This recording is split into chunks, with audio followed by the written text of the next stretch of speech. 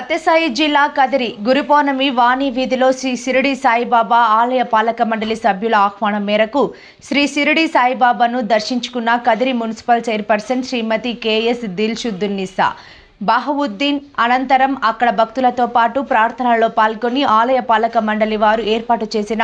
ఉచిత అన్నదాన కేంద్రాన్ని సందర్శించి అక్కడ ప్రసాదాన్ని వడ్డించడం జరిగింది। ఈ కార్యక్రమంలో కదిరి తహసీల్దార్ మురళీకృష్ణ, కదిరి ఎంపీడీఓ పోలప్ప, మున్సిపల్ కౌన్సిలర్లు కిన్నెర కళ్యాణ్ కుమార్, షనావాజ్, స్థానిక తెలుగుదేశం పార్టీ నాయకులు, ఆలయ పాలక మండలి సభ్యులు, అలాగే Kadiri Chand Bi memorial charitable trust, lion P Kasim Khan, Shirdi Saibaba భక్తాదులు 10,000 రూపాయల కోనేరు దగ్గర ఉన్న షిరిడి సాయిబాబా ఆలయానికి లయన్ కాసిం ఖాన్ అందజేశారు। డాక్టర్ తన్వీర్ అలీ ఖాన్ షిరిడి సాయిబాబా ఆలయాన్ని సందర్శించారు।